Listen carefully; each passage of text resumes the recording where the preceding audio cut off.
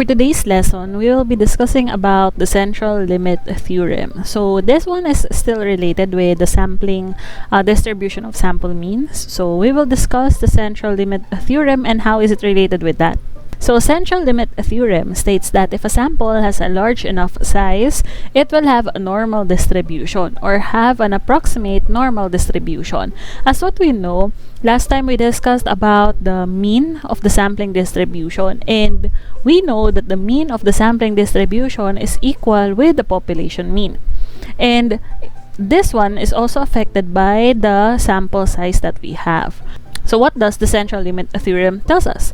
So it tells us that if we have a large enough size of the sample, then we can assume that the given sample is normally distributed. Now, how are we going to know if a sample is large enough? So the sampling distribution of sample means is approximately normal when the size of the sample is greater than or equal to 30. So at least 30 samples, then that is already considered as a large enough sample. And if the sample size is greater than or equal to 30, we can already assume that the sampling distribution is normally distributed or approximately normal. Now here are just some of the formulas that we will be using. So first we have here the variance of the sampling distribution of the sample means. So there are two formulas. So first is for the finite population, and then the second one is for the infinite population. Now we're going to use this formula for the variance of the sampling distribution if we already have the variance of the population. So finite population, this means that we have an idea what is the population size. So we can solve for the variance by dividing the variance of the population by the sample size, multiplying it by the population size minus the sample size all over population size minus 1. So again, this is the formula for the variance of the sampling distribution for finite population, given that we already know the variance of the population. And for infinite population, so for infinite population, here we don't have an idea what is the population size. Okay, but we have the variance of the population. So the formula to use will be variance divided by the sample size. So again, this is the formula for the variance of the sampling distribution. And for the standard deviation, all we have to do is just to get the square root of the variance. So we also have two here, finite and infinite. So for finite, we have standard deviation of the population divided by the square root of the sample size times the square root of population size minus the sample size all over population size minus 1. So this is the formula for the standard deviation of the sampling distribution. And for the infinite population, again, for infinite, we don't have an idea what is the sample size, or the population size rather. So we have here standard deviation of the population divided by the sample size, or the square root of the sample size. Now, as you notice in our formula, we have this expression, the square root of population size minus sample size all over population size minus 1.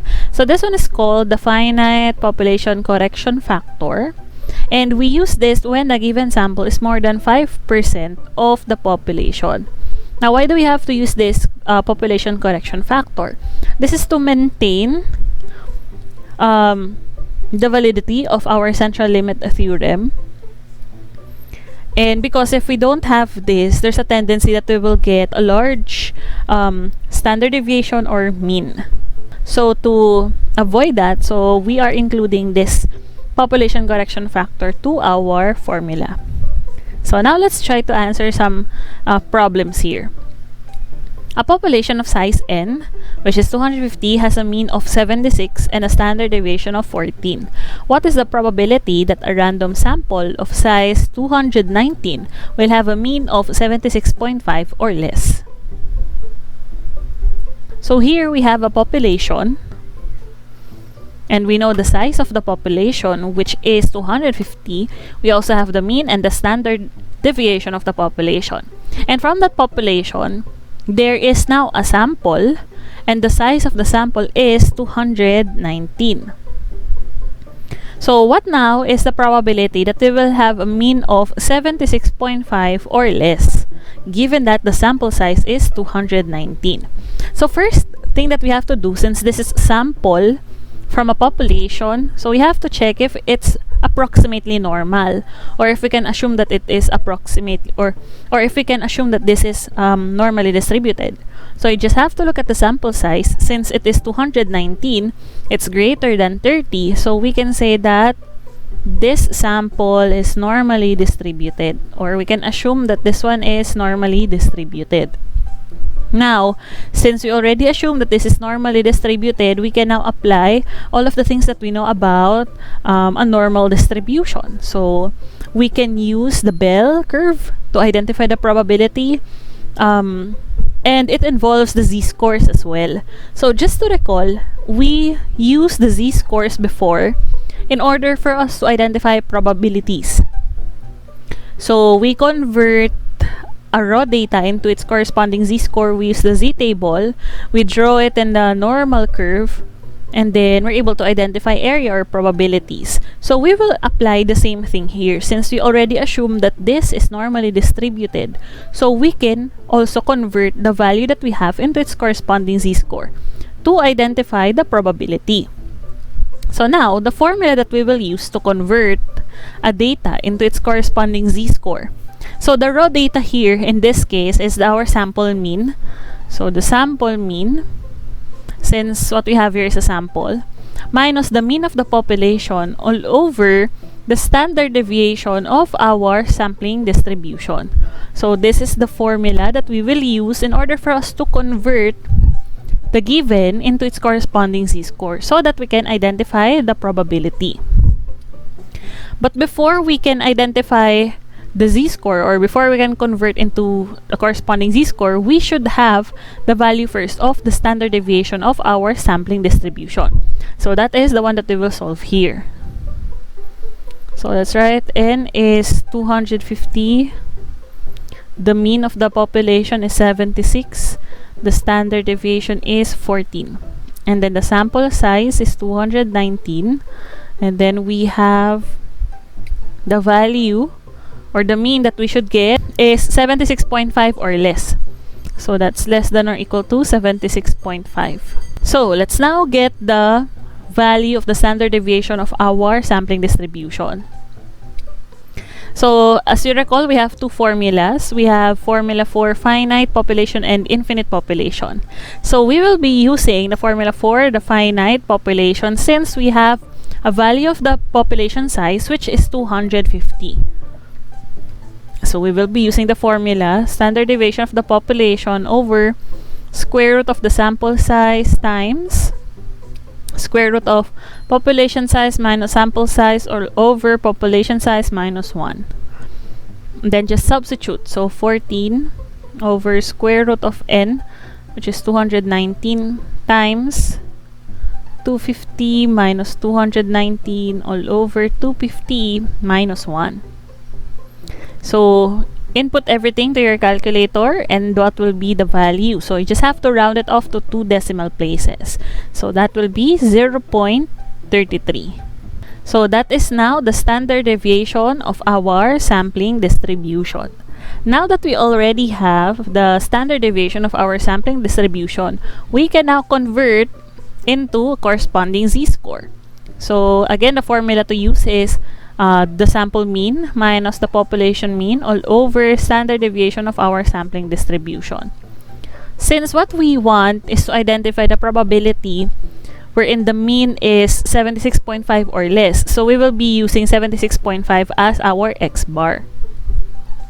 So 76.5 minus the population mean, which is 76, all over our standard deviation for the sampling distribution, which is 0.33.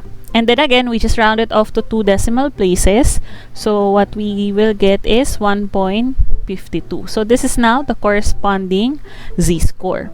Now, since we already have the z-score, we can now draw the normal curve. So again, let's draw the normal curve.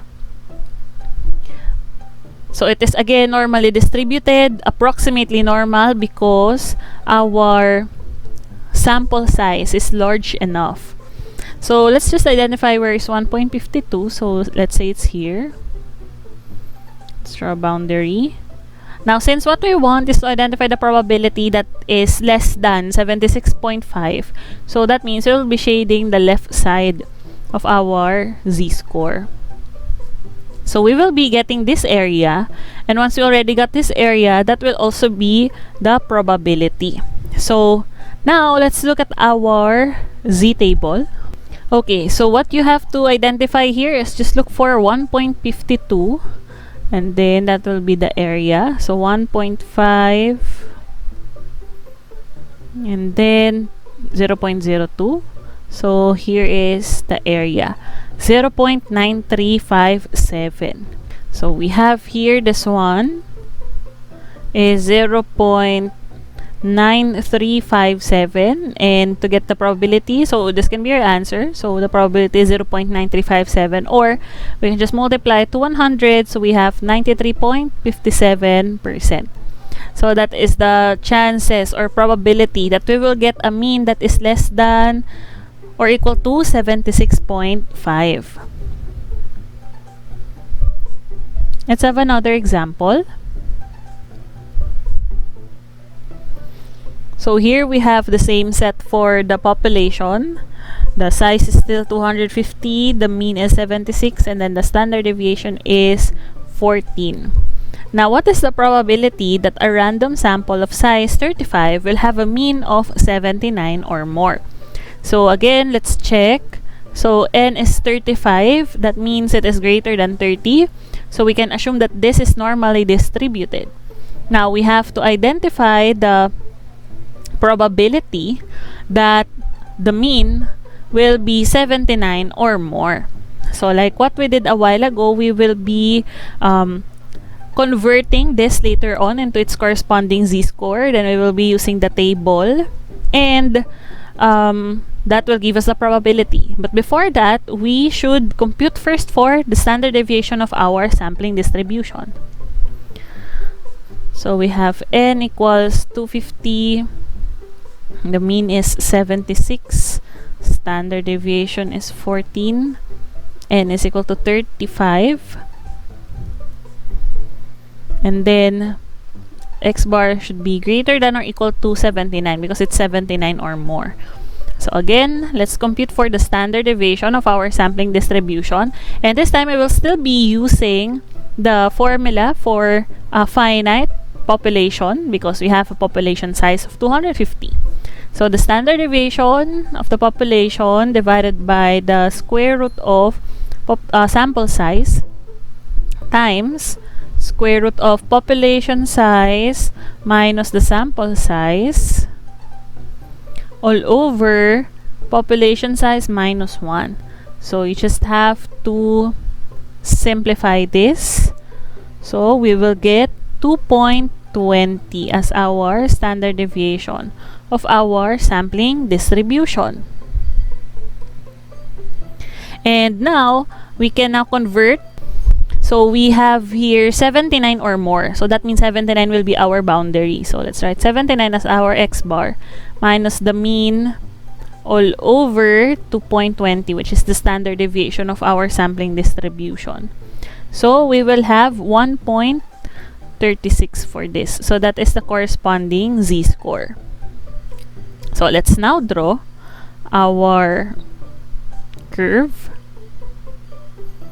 So we have here the 0 and then 1.36. Now, since we want is to identify the probability that we will get a mean of 79 or more, that means we will be getting the area to the right of our z-score. So this one. And remember, our z-table gives us the area to the left of the z-score. So in order for us to get the area to the right, so we can just get the area of our z-score to the left and then subtract it to 1 because the total area of our normal curve is 1. So we have 1 minus the area to the left of 1.36. So you can just look at our z table. So the area of to the left of 1.36, so this one right here, so the area of that is 0.9131. Okay, so 1 minus 0.9131, so that will be 0.0869. So that is now the area of to the right of our z-score. And if we convert this into percentage, so that is 8.69%. So that is the probability of us getting mean that is 79 or more, given that the sample size is 35. For our last example, the average teenager sleep for 6.8 hours and a standard deviation of 3.5. Given a sample of 60 teenagers, what percentage of them would sleep from 6 hours to 7 hours? So here, we have a new set of the population. What we know is that the average sleeping time is 6.8 hours, and then there's a standard deviation of 3.5. Now, the sample is 60 teenagers. So that means the sample is approximately normal since it satisfies the central limit theorem. And we have to identify what percentage would sleep from 6 hours to 7 hours. So like what we did a while ago, so we will be converting these values into the z-scores, and then we will identify the probability or the percentage. But before that, we have to solve first again for the standard deviation of our sampling distribution. So what we know from our problem, we have a mean of the population which is 6.8, and we know the standard deviation is 3.5. We know the sample size is 60, and then the values should be between 6 and 7 hours. So that's the value of our x bar. Now, as you notice here, we don't have the population size. Now, since we don't have the population size, what we will do is we will be using the formula for the infinite population for our standard deviation of the sampling distribution. And that is standard deviation all over square root of the sample size. So this is the formula that we will use since, again, there is no population size given. So let's solve this. So 3.5 divided by square root of 60. So again, just round off to 2 decimal places. So we will get 0.45. Yan. As our standard deviation for our sampling distribution. And then, since we already have the standard deviation, we can now convert our corresponding scores into their z-scores. Now, we have two values. So, I have between 6 and 7. That means I have two z-scores to identify. So, we will be converting both of them.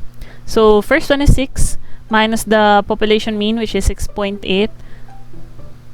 Divided by the standard deviation of the sampling distribution, which is 0.45. So the other one is the 7 minus 6.8 over 0.45. So we will be getting the values of each of them. So for the first one, for 6, its corresponding z-score is negative 1.78. And for the second one, for 7, its z-score is 0.44. So what we will do next is, so we draw our curve. Now, since there are two z-scores, so let's plot here.